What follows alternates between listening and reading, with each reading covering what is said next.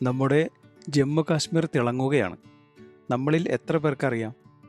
2019 August 5-ന് Jammu കാശ്മീരിലെ article 370 റദ്ദാക്കിയതിന് ശേഷം അടിമുടി വികസനമാണ് അവിടെ നടന്നുകൊണ്ടിരിക്കുന്നത്. അടിക്കടി ഉണ്ടാകുന്ന തീവ്രവാദി ആക്രമണങ്ങൾ ഇല്ലാതായി എന്നത് മാത്രമല്ല, അവിടെ നടന്നുകൊണ്ടിരിക്കുന്ന വികസന പ്രവർത്തനങ്ങളെയാണ് നാം പ്രകീർത്തിക്കേണ്ടത്. 2019 ശേഷം ജമ്മു കാശ്മീരിൽ 1.5 ലക്ഷം കോടിയുടെ സ്വകാര്യ നിക്ഷേപമാണ് വന്നത്. ഇങ്ങനെ ഇൻവെസ്റ്റ് ചെയ്ത കമ്പനികളിൽ മുന്നിലുള്ളത് ടാറ്റയും റിലയൻസും നമ്മുടെ മലയാളികളുടെ ലുലു ഗ്രൂപ്പും എല്ലാം ഉൾപ്പെടും. 5000-ലധികം പുതിയ ബിസിനസ്സുകളാണ് ഈ 5 വർഷത്തിനുള്ളിൽ അവിടെ രജിസ്റ്റർ ചെയ്യപ്പെട്ടത്. ഇനി ടൂറിസം മേഖലയെക്കുറിച്ച് പറയുകയാണെങ്കിൽ 2022-23 വർഷം മാത്രമെടുത്താൽ 2 കോടി ടൂറിസ്റ്റുകളാണ് അവിടെ എത്തിയത്. ആയിരക്കണക്കിന് ഹോട്ടലുകളും റെസ്റ്റോറൻറ്റുകളും ഹോം സ്റ്റേകളും ഈ ടൂറിസ്റ്റുകൾക്ക് വേണ്ടി തുറക്കപ്പെട്ടു. ഇതിൽ ഹൗസ് ബോട്ടുകൾ ഉൾപ്പെടും.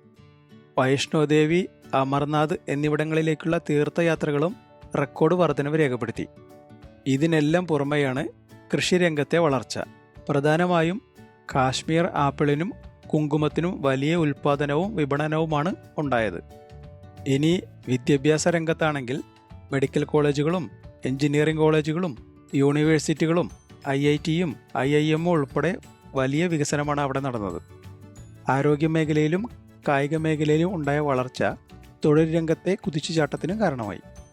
തൊഴിൽ മേഖലയിൽ ഗവൺമെൻറ് സെക്ടറിൽ തന്നെ 50,000-ലധികം തൊഴിലവസരങ്ങൾ സൃഷ്ടിക്കപ്പെട്ടു. ഇതിൽ ഡിഫൻസ് സെക്ടർ മാത്രമല്ല, സിവിൽ മേഖലയും ഉൾപ്പെടും. ലോ ആൻഡ് ഓർഡർ കൂടുതൽ കരുത്തുറ്റതും അഴിമതിരഹിതവുമാക്കി. ഇനി അടിസ്ഥാന സൗകര്യ വികസന രംഗത്ത് അഭൂതപൂർവമായ മാറ്റങ്ങളാണ് സംഭവിച്ചുകൊണ്ടിരിക്കുന്നത്. സ്മാർട്ട് സിറ്റികളും റോഡ് റെയിൽ ഗതാഗതവും മികച്ച രീതിയിലായി. ഏറ്റവും പുതിയതായി അവിടെ നിന്ന് വരുന്ന വാർത്ത, ഉധംപൂർ ശ്രീനഗർ ബാരാമുള്ള റെയിൽ ലിങ്ക് പദ്ധതിയുടെ പൂർത്തീകരണത്തോടെ ഈ വരുന്ന ഏപ്രിൽ 19-ന് നമ്മുടെ പ്രധാനമന്ത്രി നരേന്ദ്രമോദി കാശ്മീരിലേക്കുള്ള ആദ്യത്തെ വന്ദേ ഭാരത് എക്സ്പ്രസ് ട്രെയിൻ ഉദ്ഘാടനം ചെയ്യാൻ പോകുകയാണ്.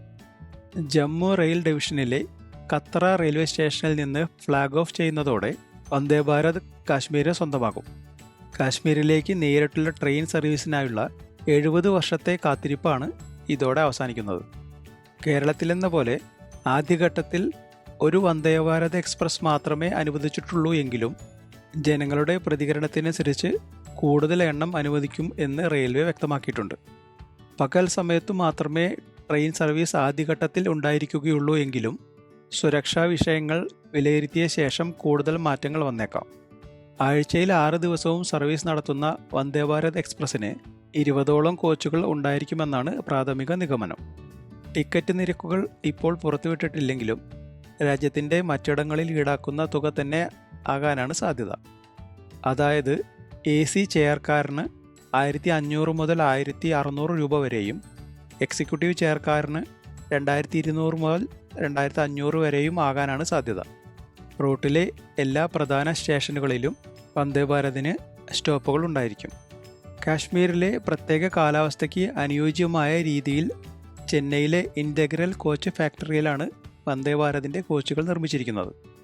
ശൈത്യകാലത്ത് താപനില മൈനസിലേക്ക് പോകുന്നത് കൂടി കണക്കിലെടുത്താണ് നിർമ്മാണം.